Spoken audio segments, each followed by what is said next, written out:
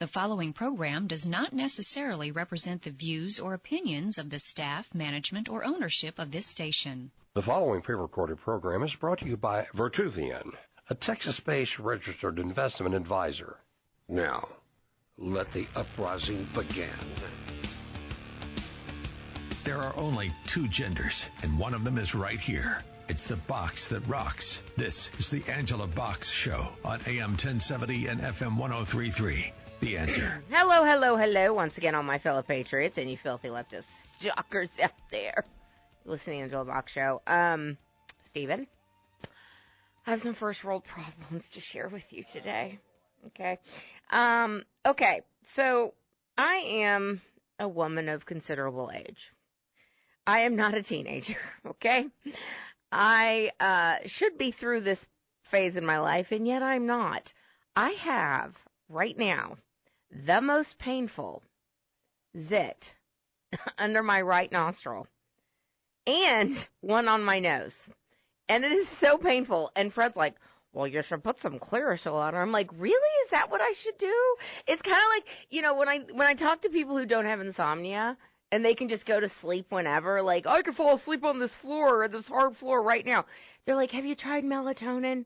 Have you tried some chamomile tea? I'm like, wow. Wow, I never thought of that. So when he said this morning, have you put some Clearasil on? I'm like, yes, for the last 48 hours. And it's still like, hey, what's up? And it won't come to a head. And it's just like bubbling under the surface like a volcano. I wish it would erupt. I wish. But it's not. It's one of those just evil ones. It's like an ingrown hair or something like that. So there's that. And as I was coming in today, I have many things, as you all know, just bug me. Just dumb things just bother me. One thing that really bothers me is men who wear short-sleeved camp shirts with excessive prints on them. And as I was coming in this morning to tape the show, I pull into the garage and I see this indeterminate humanoid figure, a pat, if you will. And I was like, what is that? Is that a man or a woman or a non-binary or transgender? And it was a guy. But the reason I thought it might be a woman is because said person was wearing a printed shirt, short sleeve shirt with a ugly print on it, also a man purse. It was just, you know, just sashayed over his side. And I'm like, where's your mask? I mean, complete the look, please. Where is it? Where are your Birkenstocks? Like, do better. I mean, I wonder who he voted for. I'm just going to go out on a limb and say he's probably not real happy about what's going on right now. And then one more thing I have to complain about. This all happened within a span of 30 seconds. Singing in public. People who like to sing, I'm annoyed by them in general. I don't like the warbling. I also hate on commercials. It started a few years back on jingles where you hear the bed of music and it's like, you know, they're telling you about some vaccine your child needs to get because if you don't get it, he might die at any second. And the warbling of, just the, I'm not a fan. I'm not a fan of the warbling. As you all know, I hate musical theater. Like, I detest it. I can't even explain to you how much I hate it. And music today, unless it's like an indeterminate demonic noise, it seems to be of the warbling variety, of the like, Not only was a person singing, it was a man singing, which makes it 100 times worse. I mean, it's like... Again, where's your mask? Where's your printed camp shirt and your man bag? Like, it's embarrassing, men. Stop doing that. And it was like, and they think they're good singers. Like, he was really belting it out. And I don't think he was a homosexual. I would have given him a pass if he was gay, sashaying around, belting out something, some horrible Christina Aguilera type vocalization. But he seemed to be a straight man and singing. Anyway, those are some of the things that were just chap my hide. I know you're on the edge of your seat about what's going on with the Karen Reed trial. Well, here I am ready to tell you what's going on with that. Also, we're going to talk about the Diddy trial briefly in this segment. Weirdly enough, I'm not really that interested in the Diddy trial. Like, he did it, okay? Like, we know, this is the deal. This is how the prosecution's going to have a problem. Because I have no doubt in my mind that this man has killed people, or had people killed. Like, no question in my mind. And it goes back decades. He's a very, very sick, evil individual. But I also know that a bunch of these jurors, there was rumblings that they couldn't seat a jury because a lot of them were worried about threats to their lives. We have reports of some witnesses not being able to be found. It's just all very curious, and it's a federal case. And normally, if it's a federal case, they get convictions 99% of the time. With this, it might be a little different because they're really positioning it like this is his sex life, and he's a freak. He's a freak in the sheets, and he likes to do a lot of drugs, and he loves beating on women. But it wasn't human trafficking and sex trafficking. I don't know, man. I don't have a lot of faith in our jury system at this point because, and this is where I'm pivoting to the trial I actually care about. The Karen Reed trial, I'm telling you right now, if you have nothing better to do, which you're like, Angela, I'm listening to you right now. Obviously, I have nothing better to do. So let me go and find something that's talking about the Karen Reed trial and read the stupid comments. I am telling you right now, people are retarded, and I'm so happy that we can use that word again, although I never stopped. I'm also very happy that we can use the word gay. So they're gay and retarded, these people. Because in the comments, they literally think that the entire law enforcement, plus the criminalists, plus random troopers and firefighters, they all got together and they had a meeting of the minds, I guess, in space or something, and they were like, let's frame this lady because she's so beautiful, and we're all just very jealous. And literally, the Karen cult people, that's kind of the level of retardation we're dealing with. Like, that's what they say. They're like, yeah, she's framed. She's framed. Like, everyone's so jealous of her. And all the men wanted her, and they were fighting over her. It's like, shut up. No, she's a drunk. She ran over her boyfriend. It's really not that. It's not that complicated. But the reason I bring up the word retarded is because her stupid lawyer, Alan Jackson, who doesn't have eyebrows for some reason, he's one of the guys that got Kevin Spacey off. And so Karen was like, let me find him and put him on my case because he can conjure up a conspiracy out of nothing, evidently. And one of the things he did this last week was this poor Trooper Buchanan, he was on the stand cross-examining for 2 full days. This guy was like, FML, I hate this guy so much. So one of the things that they're trying to harp on is that in these text messages with these cops, that they were all talking about how much they hated Karen Reed's defense attorneys. And one of the, because they're a-holes, you guys. They're just a-holes. And they're trying to make a conspiracy where there is none.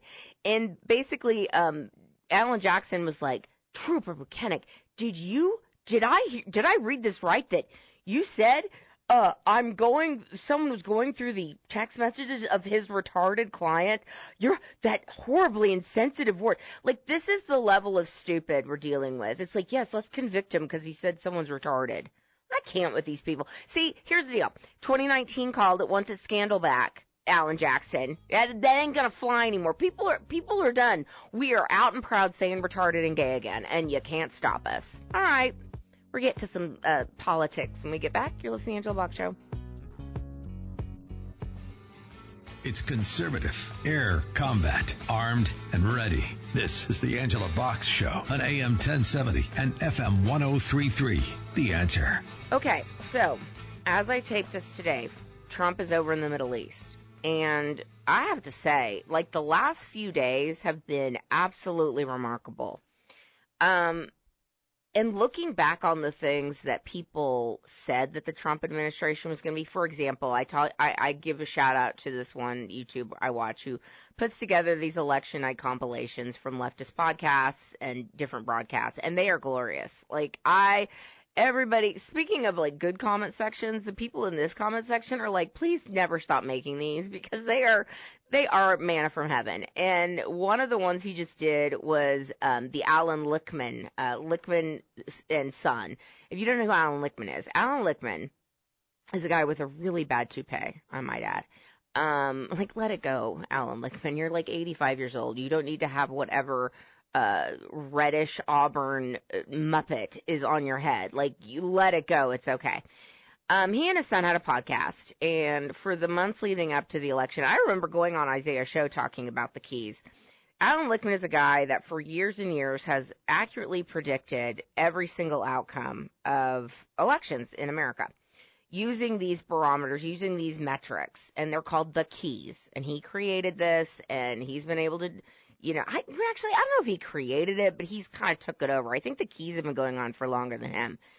But he's like a political science professor or whatever. So all these keys, he claimed in 2024 were going to favor Senator knee pads.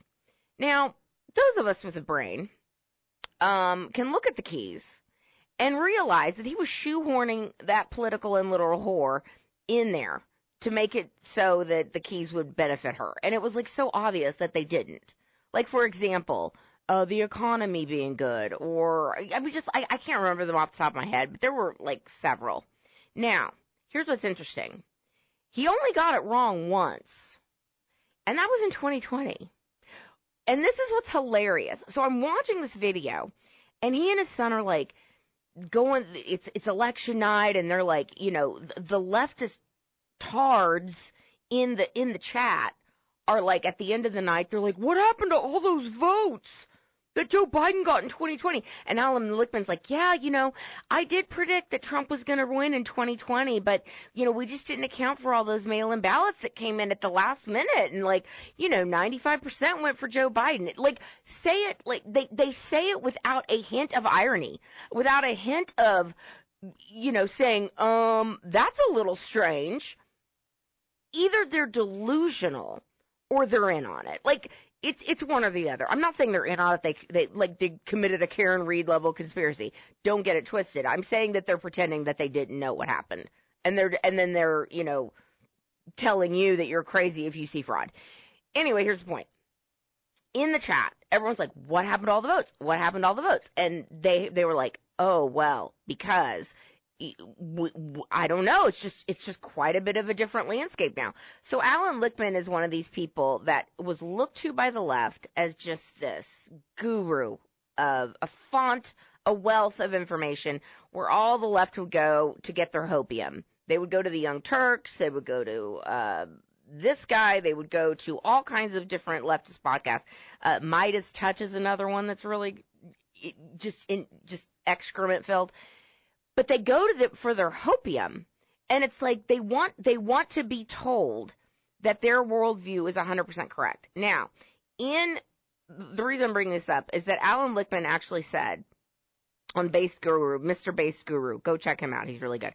So Alan Lichtman was like, as the night wore on and it became clear it was happening, he's like, Trump's just, I'm worried about his health. I don't think he's going to be able to handle it.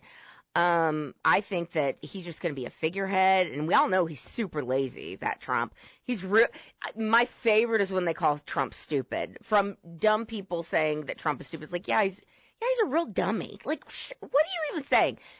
Anyway, the guy was like, it's going to be J.D. Vance's presidency, and that might be even scarier, and Trump's just going to be a figurehead, and, Vance is just going to run roughshod over him or something. It's like, and now you look at what he's doing and what he's done and what he's continuing to do, and it's just hilarious because they seem to have this thing they like to do. They like to project what their leaders do and have done onto our leaders, and it's not that way anymore. It's a different day. And so Trump being over right now in the Middle East, basically throwing a bazooka, a grenade, if you will, into the neocon's lap Tuesday when he was speaking in front of the Middle Eastern delegation. And he basically said, listen, I'm here to do a reset, essentially, and we've all been kind of at each other's throats for a very long time, and I think we need to come together as people of different faiths, different creeds, but realizing that there's more to life than like blowing each other up. Okay, so perhaps we should try and like come to a consensus of let's all try and get along and create functioning societies for everybody. And he got like a standing ovation. And he's like, and I'm going to lift sanctions on Syria so the Syrian people can, choose their own leaders. And how about that? How about we stop the endless wars? How about we do that? So everything that Trump said he was going to do in the election or in the run-up to the election, he's done. And it's wild to me, just like when we had, 3 weeks ago, several Democrats going to El Salvador going, hey, can we get that wife-beating, human trafficking MS-13 gang member back? Like, could we get that guy back? And all the judges, of course, stopping Trump from deporting illegal aliens, deporting violent criminals. It's the level to which he has just broken them.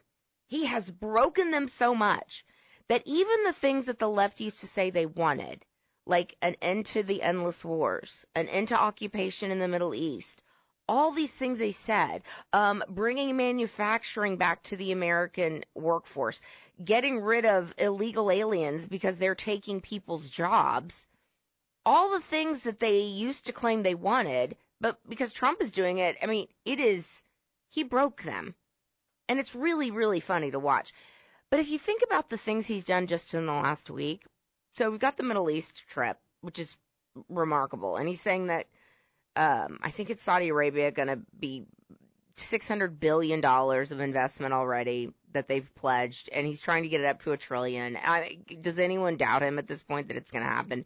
He's going to do it with other countries too. He's got Iran basically saying, oh, uncle, we give up our nuclear ambitions.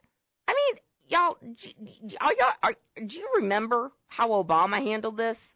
Barack Obama, the first black president, and him and his Muslim Brotherhood allies. They go over to Iran. They're like, hey, I know that you guys like want to nuke, and we know that you're like funding all these proxy terrorist groups that are attacking the United States and attacking, the big Satan America and the little Satan Israel. We know you're doing all that, but like, could you please like chill out for like 15 years? Like just 15 years, and then we can like revisit it, and maybe you can have a nuke then. And Trump is like, under no circumstances are these lunatics going to get a nuclear weapon, period, out the end. And instead of Iran like fighting him on it and being like, we're going to do what we want, they're like a dog with his tail between his legs. Okay, sure, yes sir, we will give up our nuclear ambitions. Like, it's remarkable what's going on. And then we talk about the tariffs that everyone was sky is falling, as he called them, the panicans. And I'm going to tell on myself, I was a little freaked out there for a little bit because my husband's in the financial world. As you guys know, his company sponsors this show, Vertuvian.com. And I brag on him all the time because he's very, very smart and he has a lizard brain. And we're all big Trump people in our home. But he's in the market dealing with it in real time. And he's like, this is really, really stressful. But what happened? Like, look what happened a month ago. Let me say, what a difference a month makes. Because a month ago, everyone was skies falling it. Everyone was saying the big market crash is coming. The tariffs are going to destroy everything in the market and everything. And what's happening now, a month later? We have all these countries coming to the table. A deal with Great Britain, a deal with China is about to be hit. In fact, Trump removing the tariffs and China removing its tariffs on us for 90 days as the talks continue. Let me tell you what this is.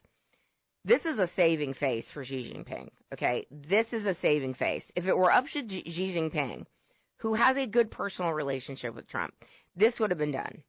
But he is the leader of a communist country, and communists do not play, and they like to disappear people. And they like to kill people who aren't as dogmatic as them.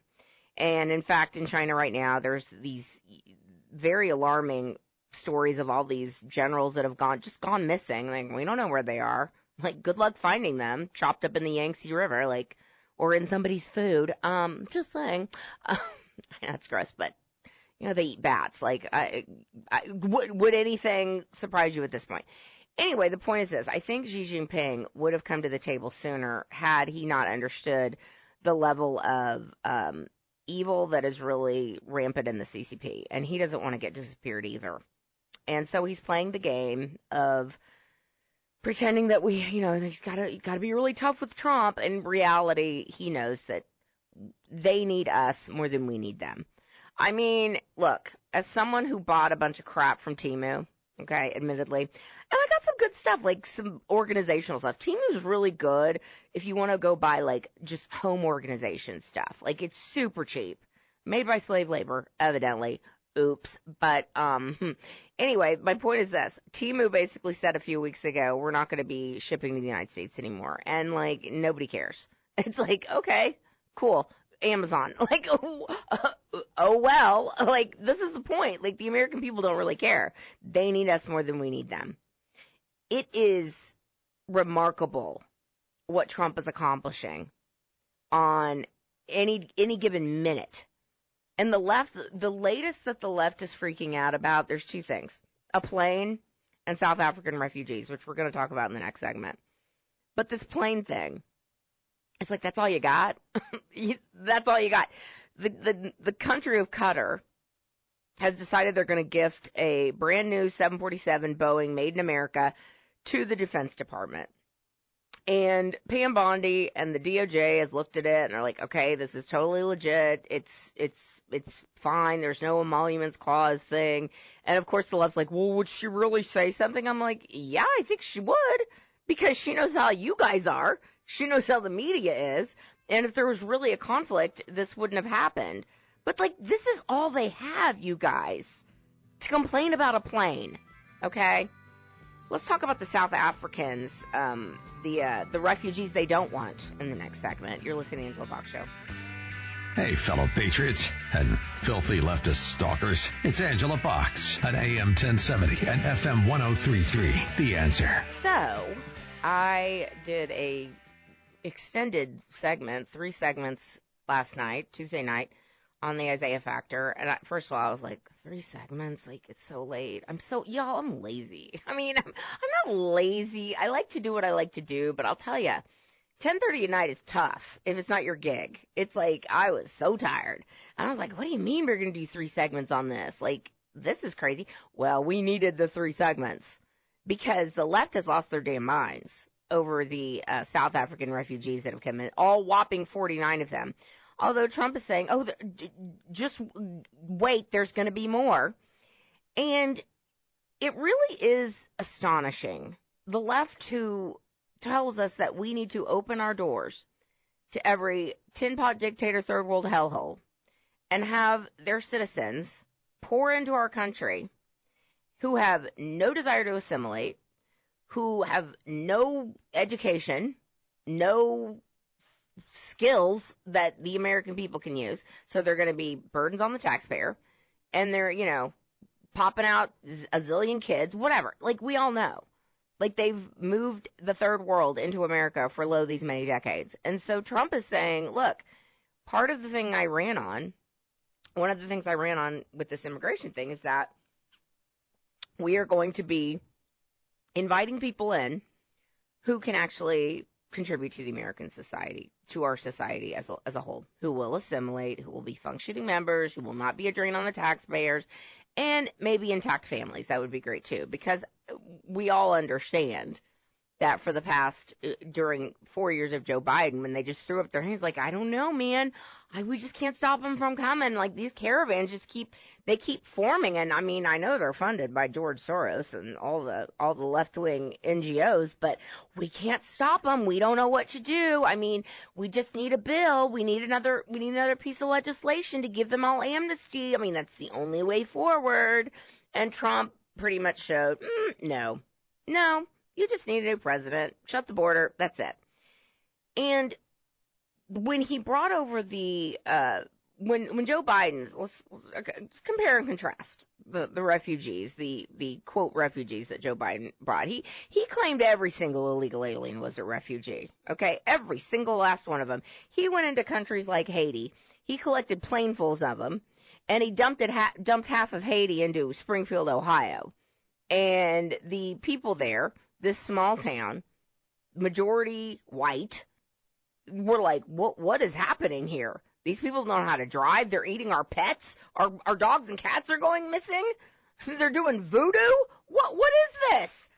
And of course, if you brought that up, you were called a racist, which doesn't seem to have the sting it once did, does it, ladies and gentlemen?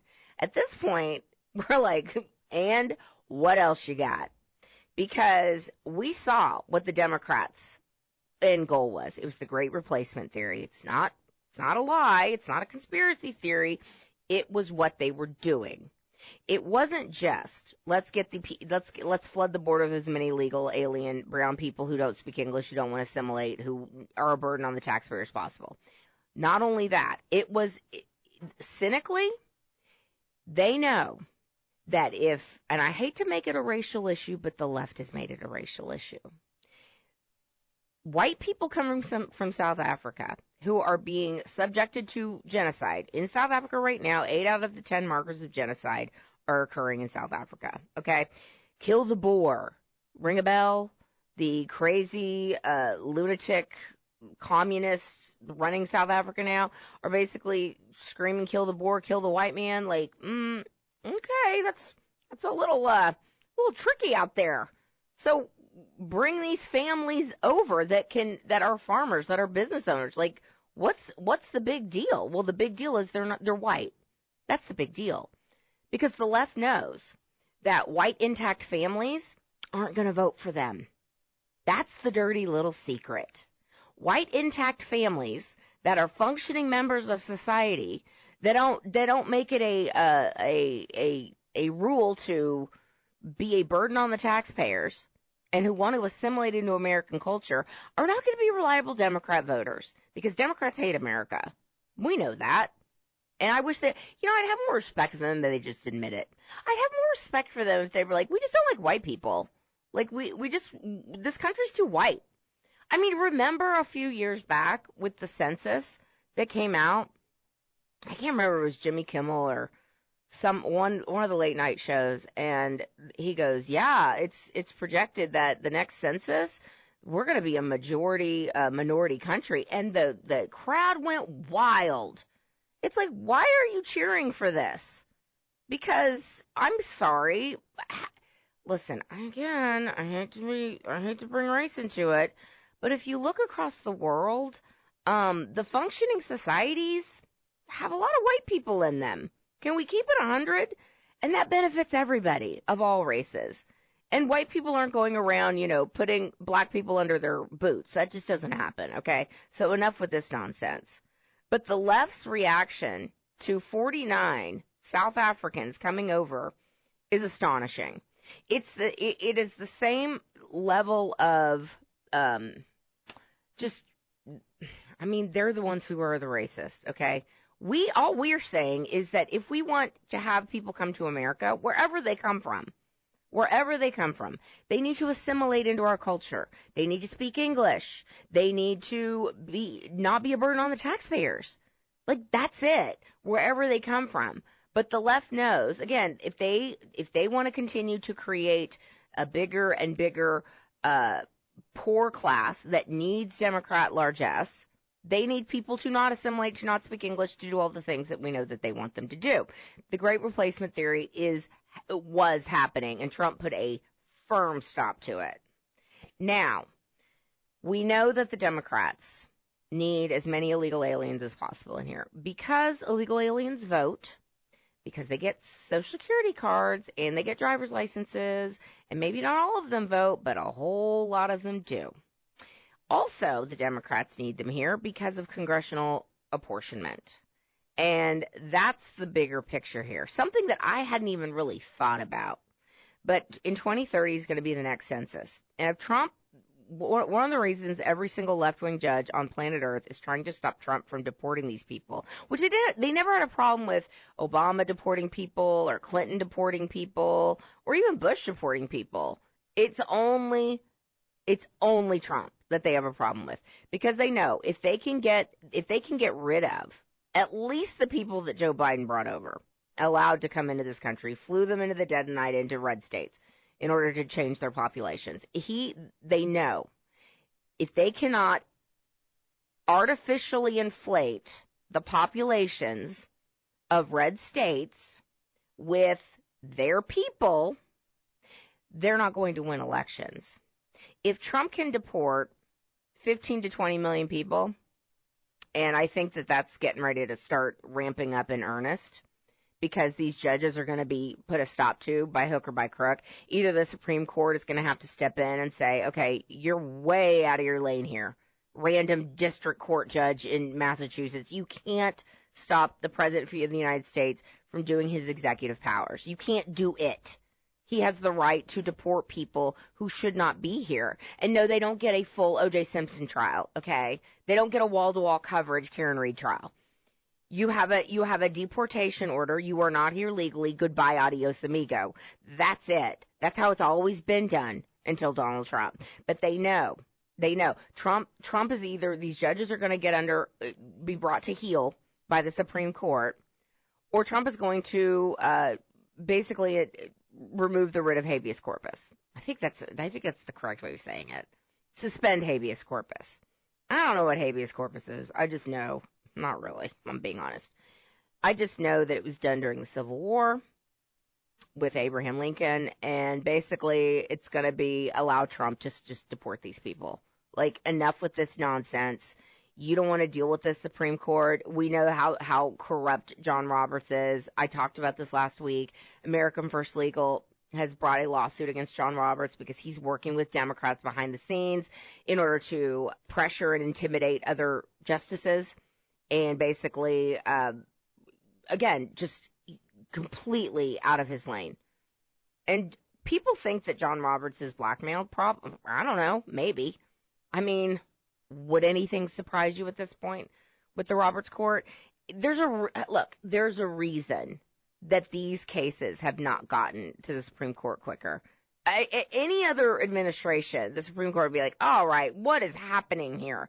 Some random federal judge cannot tell the President of the United States, hey, I know you wanted to deport all these people who were brought in illegally by Joe Biden. I know you want to do that, but no, you can't. Like, in no other scenario would the Supreme Court be standing by. So you tell me, either he's, again, complicit or blackmailed. I don't know. But Trump's about ready to, either way, Democrats lose. Either way, Democrats lose. And this is a 90% issue. The American people, the longer this goes on, the more they see how lawless these courts are, the more hardened their hearts are going to be in getting every single illegal alien out of this country. Not just the, quote, bad ones, but all of them. And Trump is giving them a choice. You can register yourself on the CB1 app. You can self-deport. And then I guarantee you Trump's going to let them come back. I guarantee you. But it's like you have to do something in good faith, illegal aliens, in order to have something in good faith be done for you. And if you don't want to register yourself, if you just want to roll the dice that Trump is not going to do exactly what he said he was going to do on every single level, if you want to roll the dice and think that you're not going to get deported and found, like, you can do that. But I guarantee you, once Trump either gets the Supreme Court to finally step in and say this is enough already, or suspends habeas corpus, there's going to be massive deportations going across this country. So be careful what you wish for. And guess what? The American people want it. All right, you're listening to the Angela Box Show. We'll be right back. This is the Angela Box Show on AM 1070 and FM 1033. The Answer. Okay, let's talk about some other stuff. So this is going to be the quick round, the last segment. So good news for patriots. The race between John Cornyn and Ken Paxton, it's not even close right now. Without even spending any money, Ken Paxton has run away with this thing. And in fact, John Cornyn, because he's detestable and because he's a pure political animal and hates Trump, just like so many of them do. Last week, when Trump wanted Ed Martin at the D.C. what is it called? The attorney for District of Columbia, the state's attorney. And we all wanted Ed Martin. Ed Martin is awesome. Ed Martin doesn't play. Ed Martin realizes what January 6th really was. He understood that these people were political prisoners by and large. And again, the lies that they told us that, police officers were murdered. Really? Who was murdered? Give me a name. Anyway, Ed Martin, Trump had to pull his name because the detestable Tom Tillis out of North Carolina was like, no, I'm not going to vote for him. But John Cornyn was like, I better get in line and say I'm going to vote for him. Well, John Cornyn is now losing to Ken Paxton by like 50 to 36 or something like that. Now, of course, anything could happen, and John Cornyn has a very, very massive war chest, and I'm sure he's going to employ it, especially when it comes to alleged misconduct of Ken Paxton. But at the same time, I just don't know how effective that's going to be. It's really interesting that the case against Paxton went nowhere, mainly because of the masterful performance by Tony Busby in the trial. But if that case had not happened, it's like, be careful what you wish for, Dade Phelan. Be careful what you wish for, Rhinos. Be careful what you wish for, whoever was gunning for Ken Paxton, because had that trial not happened, you'd be able to kind of swirl around these rumors and these accusations, and he did this, he did that, and just have kind of blacken his name a little bit, and maybe Cornyn would be able to make hay with that. But because there was a trial, and because he wasn't removed, and everyone was like, these are stupid charges, and let me stipulate, I don't care. I don't care. I mean, unless you're murdering puppies out in the wild and videotaping it, I don't care. I'll be honest. I know state reps who told me privately, listen, they just didn't have the best case, but he did it. I'm like, I don't care. But my point is this: had there not been a trial, John Cornyn would probably be able to be more successful in blackening the name of Ken Paxton. But because there was a trial, good luck with that. And clearly he decided to vote for Ed Martin only because of this election. Like, there's no way possible that John Cornyn, if he was not facing a primary challenger, would not have voted against Ed Martin. But Ed Martin has the last laugh because Trump's like, well, okay, I'll see your Ed Martin. I'll raise you a Judge Jeanine Pirro. So Trump now removed Ed Martin from consideration and put him at the Department of Justice weaponization, the committee or the group that's looking at the weaponization of government. And he's basically like, I'm going to be a very busy bee because Joe Biden and his evil administration went after a lot of people for political reasons. And it was evil and wrong, and we're going to put a stop to it. And Trump made him in charge of the pardons. So put that in your pipe and smoke it, leftists. And now Judge Jeanine Pirro is going to be in there. And Judge Jeanine Pirro is not just a brilliant commentator, but she was also a judge, and she was also a prosecuting attorney in Westchester County, New York for many, many years. And that's why Trump's like, you know what, put her in there temporarily. Maybe she's going to really want the gig, and maybe he'll try and make her permanent, but I suspect the same issues will continue to happen with dirtbags like Tom Tillis. And he'll be like, fine, I'll just put someone else in every 3 months. Like, we can play this game all day. And Tom Tillis, your days are numbered, my friend, because you have now gotten a challenger in the name of Don Brown in North Carolina. Go check Don Brown out. Donate to him. I did last week. I was like, let's get this Tom Tillis out of here finally. All right, let's talk about some other stuff. Okay. When we were taping last week, we did not have a new pope. And those of you who've been listening long know that I was raised Catholic. I still consider myself a Catholic nominally, but I couldn't stand Pope Francis. I thought he was a communist. I thought he was like borderline demonic. Like, he was a bad dude. And I really didn't have a lot of hope for this new pope. And I'll tell you, out of nowhere, this Robert Provost gets elected pope. And people are saying he's from the Chicago area, and he has like this MAGA brother in Florida. And his brother's so sweet. He did an interview, and he's like, listen, I'm very MAGA, and my brother's more centrist, but I'm not going to make things tough for him. I'm going to, tone down my rhetoric. I mean, it's just really loving that he's doing for his brother, but made it clear that he's not some left-wing lunatic. But unfortunately, he's probably not going to roll back at a lot of the stuff that Francis did when it comes to, like, open borders and all that crap, because the Catholic Church needs some members, because a lot of other Catholics are leaving because they're, like, sick of the nonsense. So they need the third world to team over in America and, be Catholic. Whatever. I think, let's give the guy a chance. Let's see how it goes. I don't think any of us thought an American was even on the radar. And there are a lot of people that are saying that behind the scenes, Trump had something to do with it. And I can totally see that. So let's give the guy a chance and see how he does. But I will be the first. I will be the first to be like, this guy sucks if he sucks. Okay. Let's talk about the latest nonsense with the Carmelo Anthony case. Last week we talked about the tale of two fundraisers with Shiloh Hendricks, the white mother in Minnesota who said the dreaded word and can't say the word, even though, again, this isn't 2019 anymore.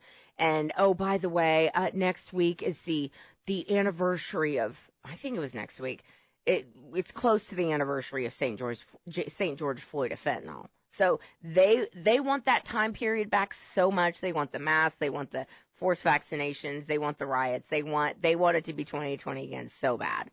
And it just ain't going to happen. So this Shiloh Hendricks lady is, like, unapologetic, and she's like, I'm not apologizing for nothing. But over in Minnesota, the black people there are so just emotionally unregulated, evidently, that they're, like, demanding that this lady be arrested. Arrested for what exactly? Saying a word? Like, okay, there's a very interesting hashtag that's going around social media. It's called Black Fatigue. And the people that are pushing this most are other black people. And they are so over it, man. They're like, our community is embarrassing, okay? Why is it that we always see people in our community acting a fool? There's video after video of fights in schools, of fat women in Walmart losing their damn minds, like, over and over and over and over. And people are just like, or the videos of looting by the black community, and people are just like, we're just done, man. People are done trying to feel sorry for people who don't seem to want to improve their lot in life whatsoever, like, at all. They're going full on into the fatherless homes and the welfare culture and the thug culture and the ghetto culture. Like, it's embarrassing, and normal black people are embarrassed by it too. And next week there's going to be a segment that I'm doing for the George Floyd thing, and I was like, man, it is embarrassing that you're holding up George Floyd as some sort of paragon of virtue. Like, remember what they did with this guy? They made statues to him. They gave him, like, a state funeral with a gold coffin, like 4 funerals. Nancy Pelosi and Chuck Schumer bending the knee with their kente cloths. Like, we're sorry. Aaron Paul and all those douchebag celebrities going, I take responsibility. I mean, it's so embarrassing. And it ain't 2019, it ain't 2020. Now, let me give you the Carmelo Anthony update. Get ready. Pull up a chair for your head to explode. Okay, so remember how Kyle Rittenhouse did not get bail, and they made him sit in jail for 2 years because he, in self-defense, killed 2 Antifa people who were coming after him during the riots of 2020 in Waukesha, Wisconsin? Well, Carmelo Anthony not only is out on bail, not only is his family, living large on the GoFundMes that these dumb idiot leftists threw at them, which in the comments they're like, kill Whitey. Yeah, lovely people. Anyway, not only that, but Carmelo Anthony's going to get to graduate from high school when he's out on bail. So the kid's, paragon of virtue, suspended for, what's funny is that they don't even want to, like, tell you why he was suspended. Why was Carmelo Anthony suspended and showed up at a track meet anyway? And then goes into the other school's, tent and stabs a kid in the heart. Why don't they want to tell us why this thug was suspended? They don't want to tell you that. But they're going to let him graduate because this is how the left defines justice. Well, guess what? We don't. And by we, I mean normal people of all colors, of all faiths, religions. Normal people are done with your nonsense. So be careful what you wish for, because you're going to get it. All right. That's my time, everybody. You've been listening to the Angela Box Show. Till next time, everybody, keep kicking ass and taking names. Peace!